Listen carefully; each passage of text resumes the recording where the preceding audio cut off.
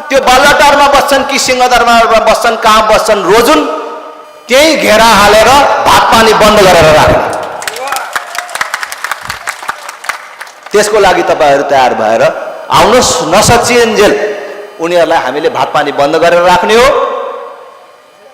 त्यसबीचमा सचिन्छन् भने सचिन्छन्, नभए हेलिकप्टर लिएर बिदा हुन्छन्। सरकारमा बस्ने अनि आन्दोलन गर्ने, जुलुस गर्ने, अनि उनीहरूले आन्दोलन गर्ने, उनीहरूले जुलुस गर्ने, केपी ओलीहरूले गर्ने हो भने राजेन्द्र लिङ्गदेनहरूले चाहिँ के गर्ने हो त? सरकार छोड्नु पर्यो, सरकार हामीलाई चलाउन दिनु पर्यो, बाटोमा नारा जुलुस उहाँहरूले लाउनु पर्यो। हामीले कसरी सरकार चलाउनु पर्छ, राजादेखि गणतन्त्रवादीलाईसम्म कसरी मिलाएर राख्नुपर्छ, हामी मिलाएर राख्छौँ। अब जनता नचलाउनुहोस्। हिजो तपाईलाई भोट दिएको जनता आज तपाईकै पक्षमा हुन्छ भन्ने छैन। अब चाँडै काठमाडौँ केन्द्रित कार्यक्रमको घोषणा हामीले गर्नेछौँ। त्यो कार्यक्रममा राप्रपा एक्लैले पनि गर्नेछ, अरू सबैको पनि समान विचार राख्नेहरूको पनि सहयोग लिनेछ। हामीले पनि अरू समान विचार राख्नेहरूले सहयोग माग्दा सहयोग गर्नेछौँ, सबै मिलेर जानेछौँ र अब देशलाई एउटा निकास दिनेछौँ। अब एक हप्ता काठमाडौँ सातु सामल सहित आउनु पर्यो। म तपाईहरु सबलाई निम्तो दिन आएको। आजैदेखि बन्दोबस्त गर्नुहोस्।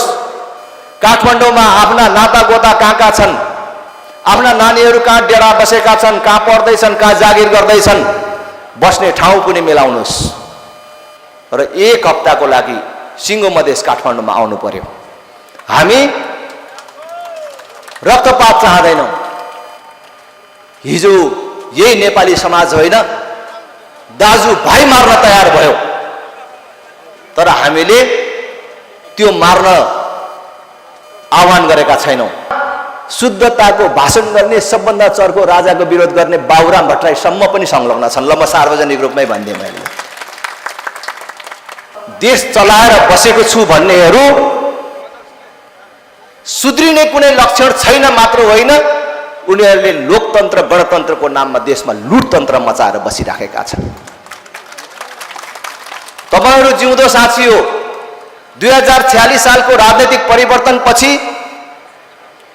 प्रजातन्त्र बन्यो, त्यहाँदेखि अलिक पछि लोकतन्त्र भन्न थाले यिनीहरूले, अनि अहिले गणतन्त्र भन्छन्। प्रजातन्त्र, लोकतन्त्र, गणतन्त्र भने पनि पार्टी तिनै छन्,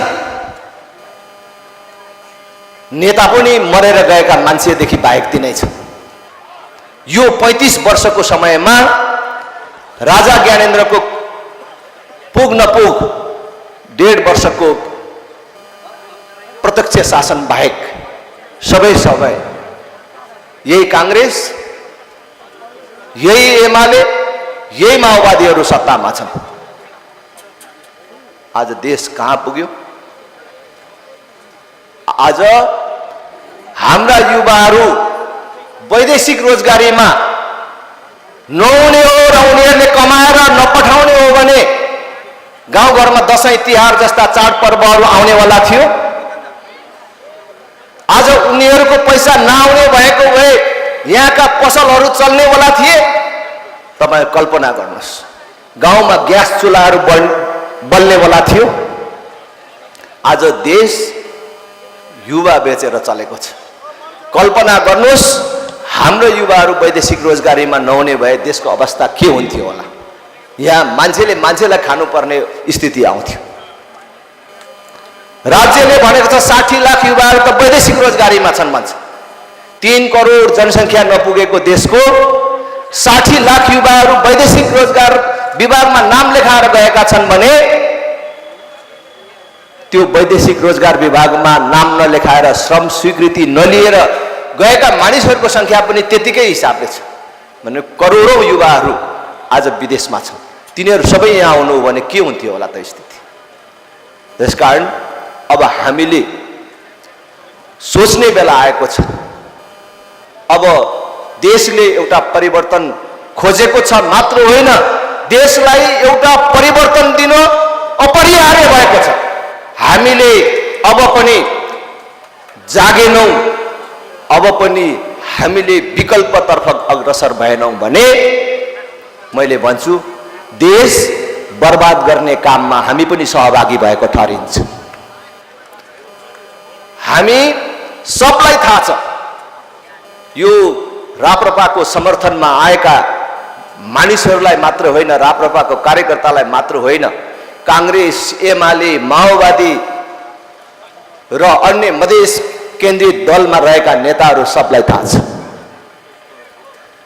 अहिलेको नेतृत्वमा रहेका केपी ओली, शेरबहादुर देउवा, प्रचण्ड यी मानिसहरूलाई कति वर्ष जिम्मा दियो भने चाहिँ देश बन्छ होला त? यिनीहरूलाई 1 वर्ष 2 वर्ष होइन, बाँचुन्जेल सत्तामा बस्ने हामीले चाहिँ जिम्मेवारी दियौं, सत्ता चलाउने जिम्मेवारी दियौं भने पनि यो देश बन्ने होला छ? कुनै कांग्रेस, एमाले, माओवादीले भन्न सक्छ कि केपी ओलीलाई 5 वर्ष दियो भने चाहिँ यो देश बन्छ भनेर? कि शेरबहादुर देउवालाई दियो भने बन्छ? कि प्रचण्डलाई फर्काएर ल्यायो भने यो देश बन्छ? यिनीहरूलाई जति दिन हामीले सत्तामा राख्छौं, जति दिन देश चलाउन दिन्छौं, एक दिन मात्रै पनि बेसी हामीले तिनीहरूलाई समर्थन गर्छौं भने एक दिन बेसी देश बर्बाद गर्न हामीले पनि सहयोग गरेको हुन्छ। त्यसकारण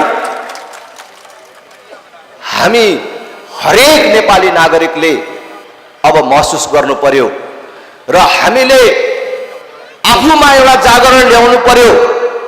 हाम्रो पुस्ता त बर्बाद भयो, तर हामीले आउने पुस्तालाई बर्बाद हुन दिनु हुँदैन। हामीलाई आफू बिग्रने छुट छ, तपाईलाई तपाई बिग्रने छुट छ, तर तपाईलाई तपाईको भावी सन्ततिको भविष्य बिगार्ने छुट छैन। तपाईलाई देश बर्बाद गर्ने छुट छैन। आज त्यही बिन्दुमा हामी आइपुगेका छौं। आज यिनीहरू सत्तामा कसको बलले पुग्यो? तपाईकै मतले पुग्यो, तपाईकै भोटले पुग्यो। यो जनकपुर हिन्दुत्व प्रबल रूपमा जागेको ठाउँ, सीता माताको जन्मभूमि। तपाईहरू हिन्दुत्वमा विश्वास गर्नुहुन्छ, पाइला पाइलामा मन्दिरहरू छन्, अनेक पीठहरू छन्, तर तपाईले दिएको मत त्यो चाहे त्यो कांग्रेसलाई दिनुभएको होस्, एमालेलाई दिनुभएको होस्, माओवादीलाई दिनुभएको होस्, अथवा अरू मधेस केन्द्रित राजनैतिक दल जसपा, लोसपा, जनमत के भन्ने पार्टीहरू हुन्, ती जसलाई दिनुभयो तपाईको मत वहाँ गएर तपाईको धर्मको विरुद्ध प्रयोग भएको छ, धर्मनिरपेक्षताको पक्षमा प्रयोग भएको छ। त्यसकारण अब तपाईहरूलाई हामी जगाउन आएका छौं र अपिल गर्न आएका छौं कि अब हामीले हाम्रो मत सच्याउने मात्र होइन, त्यो चुनाव आउनु भन्दा अगाडि अब हामीले एउटा जनदबाव सृजना गरेर देशमा एउटा परिवर्तन ल्याउनु पर्ने बेला भएको छ। अबको परिवर्तन भनेको अभिभावकीय संस्थाको रूपमा राजा रहने, जनताबाट प्रत्यक्ष निर्वाचित कार्यकारी प्रधानमन्त्री हुने। अघि पनि साथीहरूले तपाईहरुलाई सोधिराख्नु भएको थियो,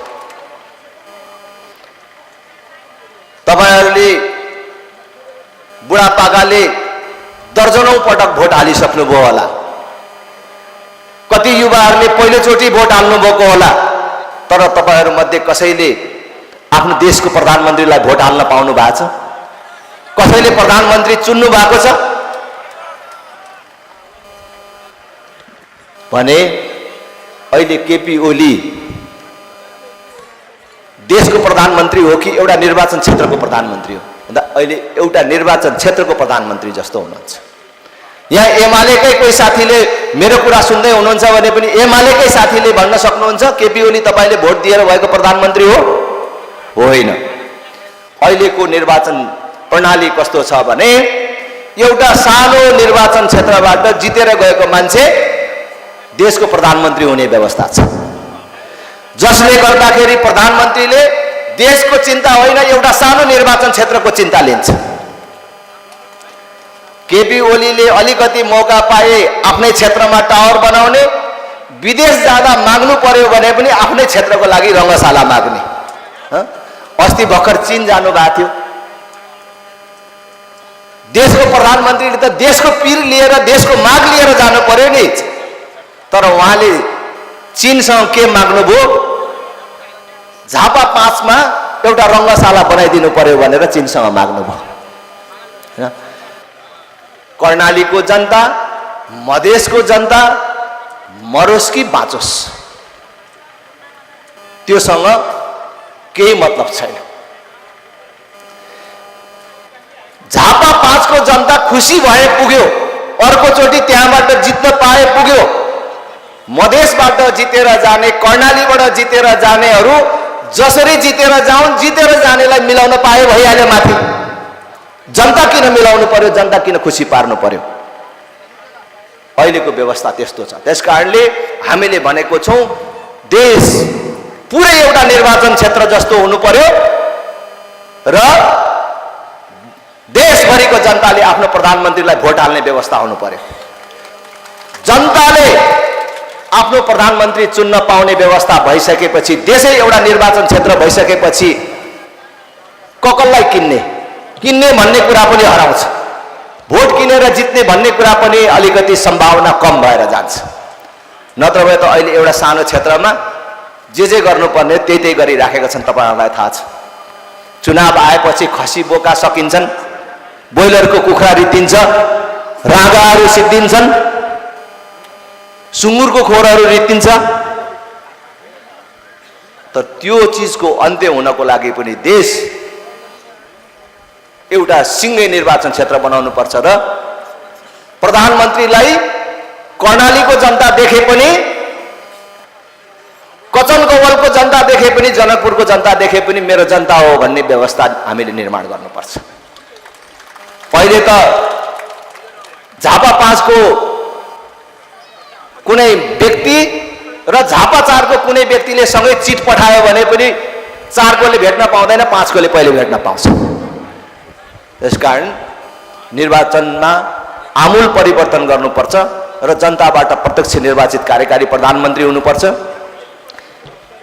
पूर्ण समानुपातिक संसद हुने, सांसदले मन्त्री हुन नपाउने व्यवस्था ल्याउनुपर्छ। अब सांसदले मन्त्री नै हुन नपाउने भएपछि सांसदले ऐन कानुन मात्रै बनाउने जिम्मेवारी लिनुपर्ने भएपछि अनि सांसदले नेतालाई पैसा खुवाएर टिकट किन्न कोही हिँड्छ?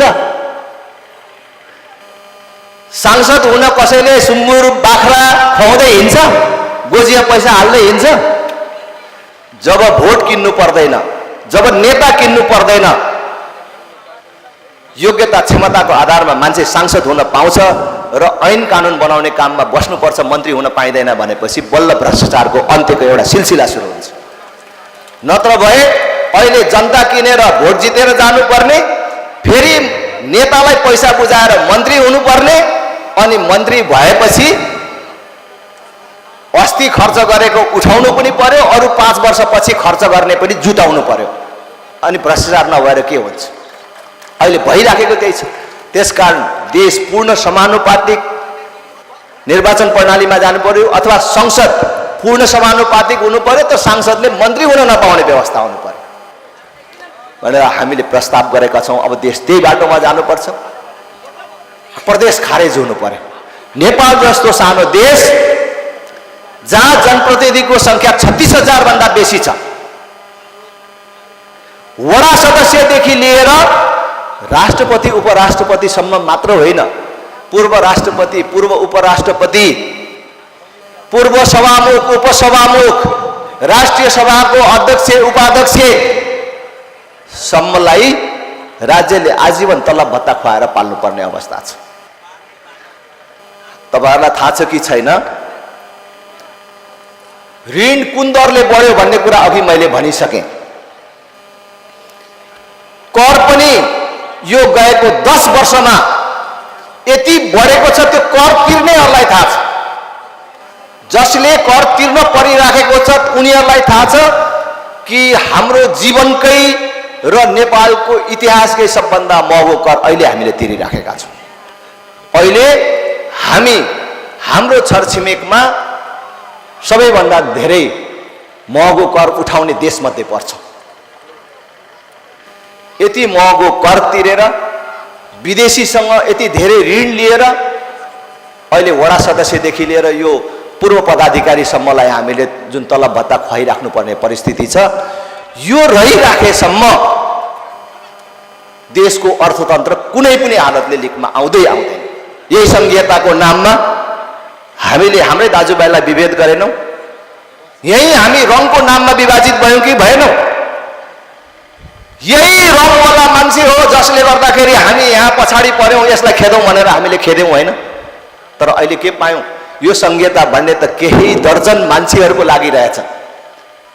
मधेसको नाममा भएको आन्दोलनमा 117 जना नौजवानहरूले शहादत प्राप्त गरिसकेपछि भनेको 2065 सालदेखि अहिलेसम्म 5 दर्जनभन्दा बेसी मानिसहरू मधेसको नाममा मन्त्री भएका छन्। एउटा मान्छे 6 चोटिसम्म मन्त्री हुने मौका प्राप्त गरे। प्रधानमन्त्री बाहेक उप प्रधानमन्त्री र सबै मन्त्रालयको नेतृत्व गर्ने मौका मधेसले प्राप्त गर्यो। तर यत्रो मौका पाउँदाखेरि मधेसमा एउटा राम्रो अस्पताल किन खुलेन? मधेसमा एउटा नमुना लायक शिक्षालय किन खुलेन? मधेसमा 1000 मान्छेले काम गर्ने नयाँ उद्योग किन खुलेन? बरु अब म यहाँ मधेसमा आएर हाम्रो कुरा काटेर गयो अरे भन्ने होला भनेर म यहाँ अड्किराखेको छु। साथीभाइ भेटघाट हुन्छ होइन, किन गाली गर्नुभएको भन्ला। तर केही मानिसले काठमाडौँमा घर बनाउन पाए होला, केही मानिसको आर्थिक समृद्धि भयो होला मधेसको नाममा। तर मधेस जहाँको तही छ मात्र होइन, मधेस थप बर्बाद भएको छ। आज मानव विकास सूचाङ्कमा कर्णाली भन्दा तल किन हुनु पर्यो? मधेसका जिल्लाहरू कर्णालीका जिल्लाहरू भन्दा तल किन हुनु पर्यो? र किन मानव विकास सूचाङ्कमा सुधार हुन सकेन? अहिले पनि मधेसका विद्यालयहरूमा विद्यार्थीहरूले स्कुल जाँदाखेरि आफू बस्नको लागि बोरा बोकेर जानुपर्ने स्थिति किन रह्यो? तपाईहरू सब साँची हुनुहुन्छ। त्यसकारण म भन्छु यो संघीयता जसरी वरदान ठानिएको थियो त्यो अभिशाप भएर आएको छ। त्यसकारण यो खारेज हुनुपर्छ।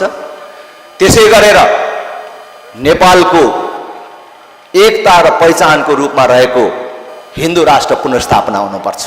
हिन्दू राष्ट्र हुँदाखेरि कसैले दुखी हुनुपर्ने, कसैले चिन्तित हुनुपर्ने कुरा छैन। यो कुनै जात विशेषले मान्ने धर्मको कुरा मात्र होइन। यो हिन्दू राष्ट्र, हिन्दुत्व भन्ने कुरा नेपालको एकता र पहिचानसँग सम्बन्धित विषय हो। कुनै जात विशेषले मान्ने धर्मको मात्रै कुरा भएको भए म लिम्बूको छोरा किरात धर्म मान्ने मान्छे, मेरो धर्मको महलमा किरात धर्म लेख्छु, म किन हिन्दू धर्मको कुरा गरेर हिन्दू राष्ट्रको कुरा गरेर हिँडेको छु? त्यसकारण नेपाल हिन्दू राष्ट्र हुनुपर्छ। हिन्दू राष्ट्रभित्रै सबै धर्महरूको संरक्षण हुन्छ, सम्मान हुन्छ र देशमा धार्मिक द्वन्द्वको सम्भावना टरेर जान्छ। विदेशीहरूले योजनाबद्ध ढङ्गमा नेपालको धार्मिक सहिष्णुतालाई समाप्त गर्ने र नेपालमा धार्मिक द्वन्द्व विस्तार गर्ने योजना बनाएर धर्मनिरपेक्षता लादेको रहेछ भन्ने कुरा त हिजो अस्ति भर्खर प्रष्ट भयो। जुन कुरा त हामीले पहिलेदेखि भनिराखेका थियौँ। तर अस्ति भर्खरै अमेरिकाको एकजना सांसद सभामुख र हुँदै हुँदै राष्ट्रपति ट्रम्पसम्म आइपुग्दाखेरि नेपालमा धर्मान्तरणको लागि, संघीयता प्रवर्धनको लागि कसरी खर्च भएको रहेछ, कसरी हामीमाथि विदेशीहरूले चलखेल गरेको रहेछन् भन्ने कुरा त सार्वजनिक भइसकेको छ। त्यसकारण अब हामीले हिजो भएका गल्ती, कमी, कमजोरीहरू सच्याएर अब देशलाई एउटा बाटोमा लानुपर्नेछ। भ्रष्टाचार जसले गरेको भए पनि, जहिले गरेको भए पनि त्यो दण्डित हुने व्यवस्था हुनुपर्छ। कांग्रेस एमालेहरू चाहन्छन् कि हामी बाँचुन्जेल सत्तामा बसेर जाउँ र हामीलाई कसैले पनि हिजो गरेको भ्रष्टाचारको बारेमा कारबाही गर्न नसकोस् र कारबाही गर्न नसकोस् त्यसका लागि ऐन कानुनमै व्यवस्था गरेर जाउँ भनेर उनीहरूले 5 वर्षभित्र भनौँ न कसैले आफ्नो पदमा जिम्मेवारीमा बसेर काम गर्दा भ्रष्टाचार गरेको छ भने 5 वर्षपछि उजुरी गर्न नपाउने, 5 वर्षभित्रैमा उजुरी गर्नुपर्ने भन्ने कानुन ल्याउन लागेका थिए। अस्ति हामीले विरोध गर्यौं, त्यसबाट सरकार पछि हट्न बाध्य भयो। तर उनीहरूको नियत के रहेछ कि कानुनमै त्यस्तो व्यवस्था गर्ने अनि भ्रष्टाचारको कारबाहीबाट जोगिने। हामी चाहन्छौँ भ्रष्टाचार जसले गरेको जहिले गरेको भए पनि त्यो दण्डित हुनुपर्छ। यदि कोही मान्छे मृत्युपछि पनि भ्रष्टाचारी ठहरिन्छ भने उसलाई च्यानबाट ल्याएर भए पनि कारबाही गर्नुपर्छ भन्ने नियम बनाएर जानुपर्छ भन्ने पक्षमा हामी छौँ। भने च्यानबाट कसैलाई उठाएर ल्याउने ठाउँ त नभेटिएला, तर उसका छोरा होलान्, उसका श्रीमती होलान्, त्यो भ्रष्टाचारको सम्पत्तिबाट चयन गरेर बसेका होलान्, तिनीहरूबाट पनि थुतेर ल्याएर चाहिँ हामीले असुली गर्नुपर्छ भन्न खोजे। भ्रष्टाचारबाट मरेर गएपछि पनि उन्मुक्ति नपाउने व्यवस्था मिलाउनुपर्छ र अब देशलाई नयाँ बाटोमा लानुपर्छ भनेर हामी हिँडेका छौँ। दिदीबहिनी तथा दाजुभाइहरू, अरूले गरेनन् भन्ने मात्र होइन, यो देशलाई बनाउन सकिन्छ, गर्न सकिन्छ भनेका छौँ। हामीले ठिक नियतका साथ, इमानदारिताका साथ हामीले काम गर्यौँ भने 5-10 वर्षभित्रमै यो देश बनेको हामीले हाम्रो आँखाले देख्न पाउँछौँ। हाम्रा युवाहरूले गएर दुबई बनाउन सक्ने, कतार बनाउन सक्ने, मलेसिया बनाउन सक्ने, हाम्रो देश नबन्ने भन्ने कुनै कारण छैन। हाम्रो देशको बिजुली, हाम्रो देशको पर्यटन, हाम्रो देशको कृषि र अहिले विकसित भइराखेको सूचना प्रविधिको उपयोग गरेर हामीले हाम्रो देशलाई बनाउन सक्छौँ। हाम्रा संसारमा छरिएर रहेका सबै युवाहरूलाई यही फर्काएर ल्याएर सबैलाई रोजगारी दिन सकिन्छ भनेर म गफ लाउँदिनँ, तर 40-50 हजार तलबको लागि हाम्रो कुनै पनि युवाले विदेश जानु नपर्ने परिस्थिति यही देशभित्र निर्माण गर्न सकिन्छ। हामीसँग अहिले बिजुली 3500 मेगावाट मात्रै उत्पादन भएको छ, तर हाम्रो बिजुलीको उत्पादन क्षमता झन्डै 1 लाख मेगावाटको छ। हामीले त्यसको आधा मात्रै हामीले उत्पादन गर्यौं अथवा अरु 10,000 मात्रै हामीले थप गर्न सक्यौं भने आज हाम्रो गाडीहरू पेट्रोल डिजेलले होइन बिजुलीले चल्न थाल्छ, हाइड्रोजनले चल्न थाल्छन्। हाम्रो चुलामा ग्यासले होइन बिजुलीले भात पाक्न थाल्छ। हामी 2000 को ग्यासले जति भात पकाउँछौं त्यति 1000 को बिजुलीले पकाउने दिन आउँछ। हाम्रो खेतमा बिजुली पुग्नेछ, सिंचाइको समस्या समाधान हुनेछ, हाम्रो कृषि आधुनिकीकरण तर्फ जानेछ। हामीले यहाँ लगानी गर्ने, रोजगारमूलक उद्योग स्थापना गर्ने, निर्यातमूलक उद्योग स्थापना गर्ने, विदेशी लगानीकर्ताहरूलाई संसारको सस्तोमा बिजुली दिनेछौँ। संसारभरका लगानीकर्ताहरू यही आउनेछन्। हामीले हेर्दा हेर्दै हाम्रो देश बनेको हाम्रो आँखाले देख्न पाउँछौँ। यही नजिकमा नवलपुरमा 50 वर्षको लागि नेपाललाई पुग्ने फलाम खाने पत्ता लागिसकेको छ। हाम्रो देशमा उद्योग धन्दाहरू सुरु हुनेछन्, मल कारखाना यही स्थापना हुनेछ। हाम्रो बिजुली हामी नै उपयोग गर्छौं र हाइड्रोजनमा परिणत गरेर संसारभरि निर्यात पनि गर्छौं। जसरी अरबका नागरिकहरू पेट्रोलियम पदार्थका कारण धनी भएका छन्, हाम्रा नेपालीहरू बिजुलीका कारण धनी हुनेछन्, बिजुलीका कारण संसारका मालिक हुनेछन्। त्यो दिन नेपालमा आउँछ र त्यो सम्भावना छ। त्यो नभएको एउटै मात्रै कारण हो अहिलेको बेइमान नेतृत्व र तिनीहरूले ल्याएको व्यवस्था हो। त्यसकारण यो नेतृत्व पनि फेर्नु पर्यो, यो व्यवस्था पनि फेर्नु पर्यो। आज हामी 60% मानिसहरू कृषिमा संलग्न छौं। अघि तपाईहरुले हात उठाइराख्नु भएको थियो, यहाँ आएका 100% मानिसहरू कृषिमा संलग्न हुनुहुन्छ। 60% मानिसहरू कृषिमा संलग्न छौं, तर यति धेरै मानिसहरू खेती किसानीमा संलग्न हुँदा पनि हाम्रो उत्पादनले खान पनि पुग्दैन। अहिले पनि फलफूल, तरकारी र खाद्यान्न गरेर कृषिजन्य पदार्थहरू खरमौको हामीले आयात गर्नु परिराखेको छ। तर इजरायल जस्तो देश जसको जनसंख्या सानो छ, युद्धग्रस्त देश हो, त्यो देशले खाद्यान्न निर्यात गर्छ, कृषिजन्य पदार्थ निर्यात गर्छ। 3% कृषिमा संलग्न भएको देशले कृषिजन्य वस्तुहरूको निर्यात गर्छ, 60% कृषकहरू भएको देशले आयात गर्छ भनेपछि कहाँ कमजोरी भयो भन्दा हाम्रो कृषि यान्त्रिकरण हुन सकेन, आधुनिकीकरण हुन सकेन, कृषिले प्राथमिकता प्राप्त गर्न सकेन, कृषकहरूको सम्मान हुन सकेन। मात्र होइन, कृषकको नाममा, कृषिको नाममा यो गणतन्त्रवादीहरूले लुटतन्त्र मचाए, लुटपाट मचाए।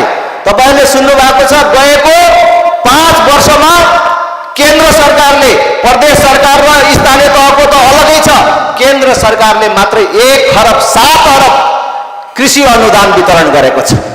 तपाईहरु यति धेरै किसानहरू हुनुहुन्छ, तपाईहरुले यो 5 वर्षमा कृषिमा कति हजार अनुदान पाउनुभयो? अनुदान पाउने कोही हुनुहुन्छ? हात उठाउनुहोस् त।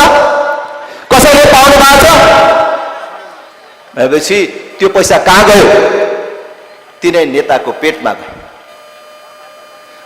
ती नेताका ठुल्ठुला फर्मको नाममा पैसाहरू पठाइयो, त्यो पनि सार्वजनिक भएको छ।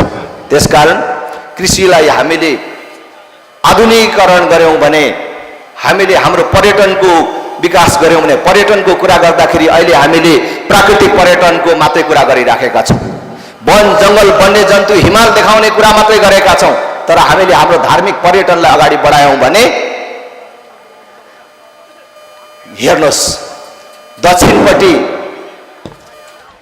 1 अरब भन्दा बेसी हिन्दूहरू छन्।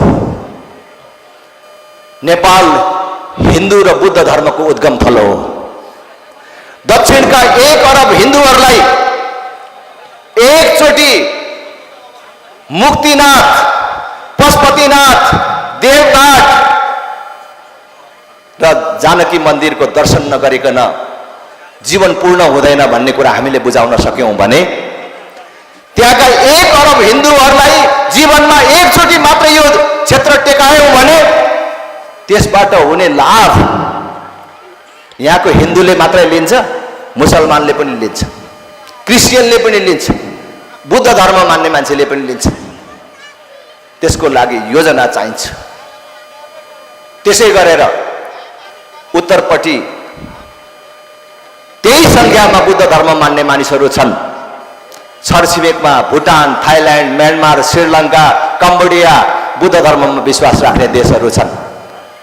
बुद्ध जन्मस्थल लुम्बिनी नगइकन, बुद्ध जन्मेको ठाउँ नगइकन कसरी बुद्धिस्ट हुइन्छ?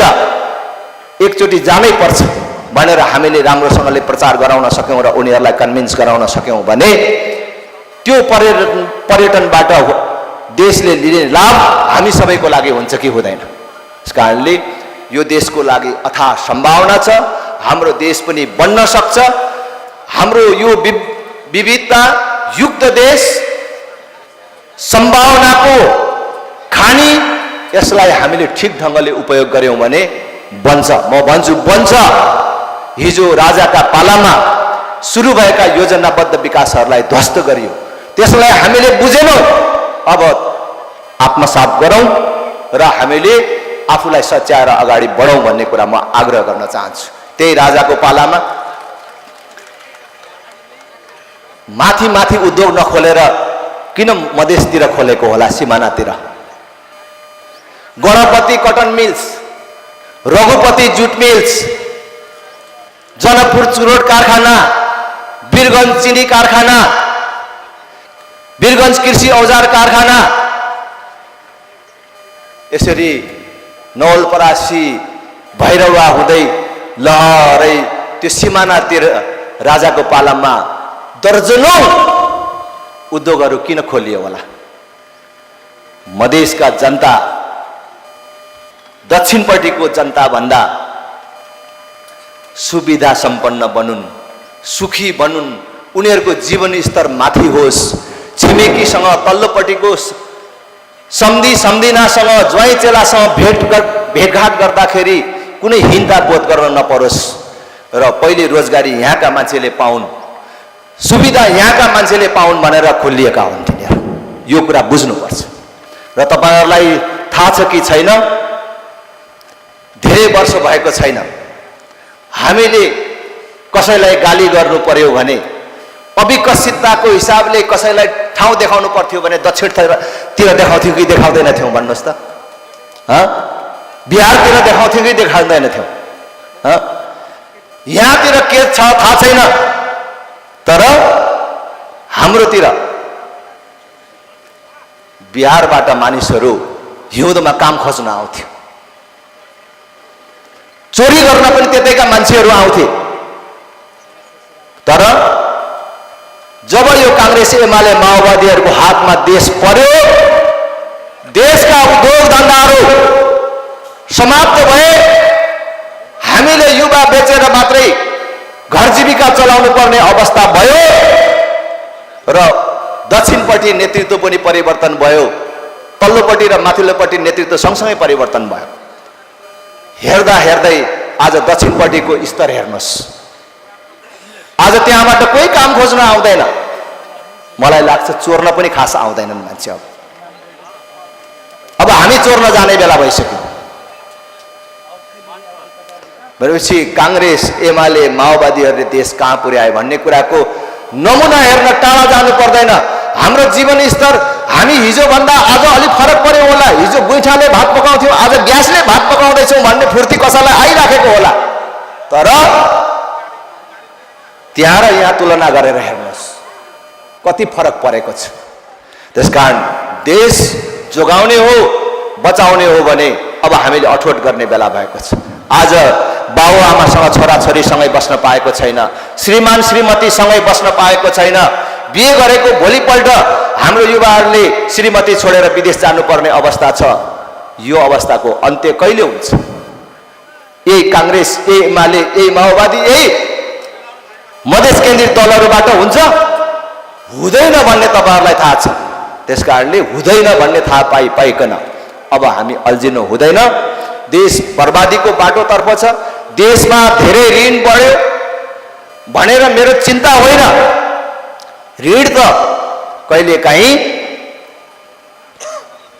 बढ्छ, ऋण लिनुपर्छ। अरू देशले पनि ऋण लिएका छन्। जस्तै अहिले मैले गइसकेपछि कुनै कांग्रेस एमाले माओवादीका बाठाहरूले तपाईहरुलाई भन्दिन सक्ला इन्डियाको पनि यति ऋण छ, चीनको पनि यति ऋण छ, अमेरिकाको त ऋण छ, नेपालको ऋण हुँदा के हो भन्नुस्। तर हामीले हाम्रो घर व्यवहारकै कुरा गरौँ। हामीले घर धितो राखेर कुनै आमदामी गर्न, व्यवसाय गर्न ऋण लियौं भने त्यसमा डराउनु पर्दैन, कमाएर तिरिन्छ। गाई पाल्न भनेर ऋण लियौं र गाई पाल्यौं भने गाई भर्ना भएपछि आशा पलाउन थाल्छ। ब्याएपछि बाछी निस्कियो भने त झन् यसले ठुलै दाम बोक्यो भन्छौं। दूध बेचेर ब्याज तिर्छु, यो बाछी बेचेर साउ तिर्छु, सिङ्गो गाई अर्को सालदेखि मेरो हुन्छ भन्ने सपना परिवारले देख्न थाल्छ। तर ऋण चाहिँ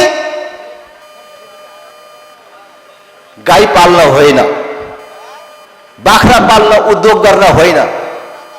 बिहान बेलुका खानको लागि लिन थाल्नु पर्यो भने बिहान खाएर बेलुका खानको लागि ऋण लिनुपर्ने र उद्यम चाहिँ केही पनि छैन भने त्यो परिवारको के हुन्छ हालत? त्यो मिटर ब्याजीको हातमा जान्छ कि जाँदैन? गयो त्यो हैन? त्यो परिवार विघटन भयो।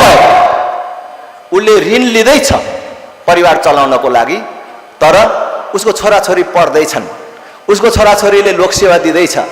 केही भएन अहिलेकै जस्तोको हालतमा पनि कुरा गर्ने हो भने उसको छोरा विदेश जाने तयारी गर्दैछ भने कमाएर दिन्छ, कमाएर तिरिन्छ भन्ने आशा हुन्छ।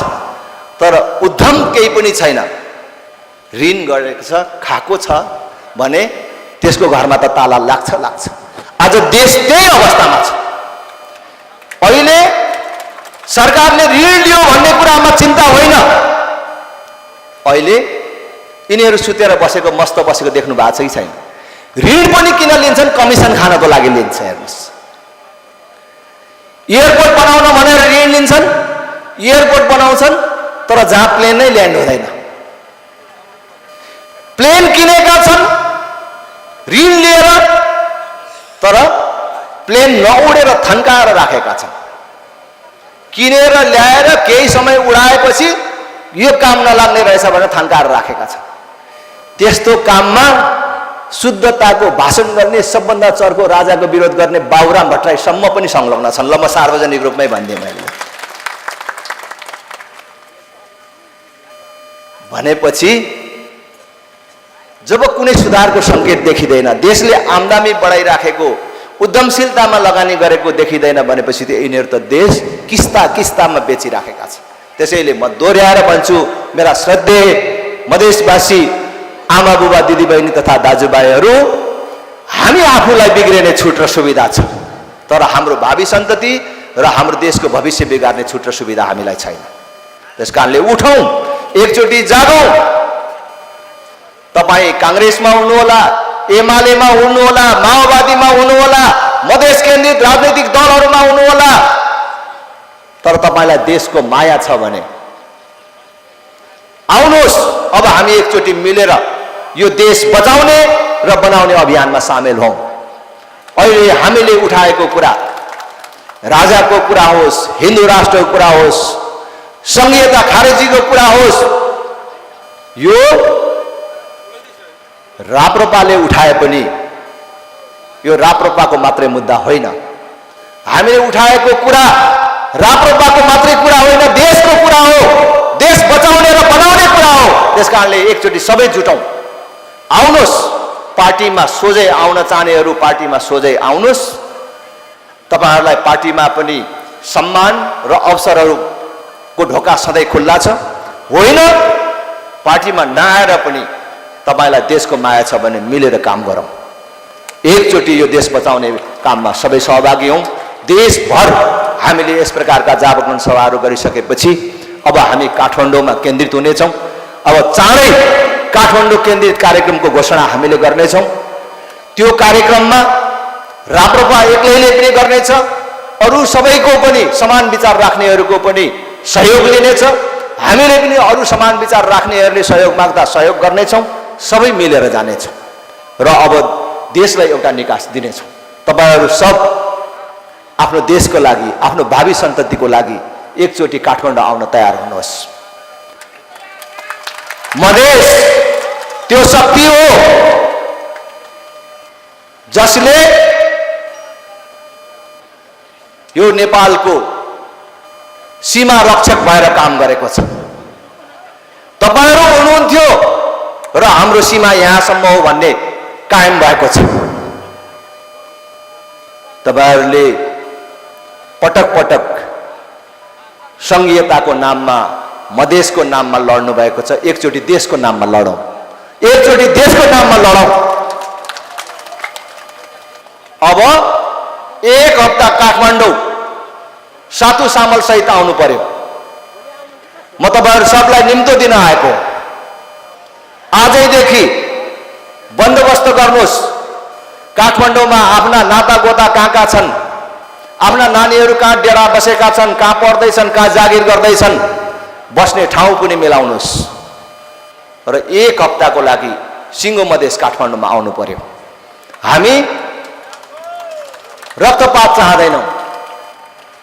हिजो यही नेपाली समाज होइन, दाजु भाइ मार्न तयार भयो, तर हामीले त्यो मार्न आह्वान गरेका छैनौँ।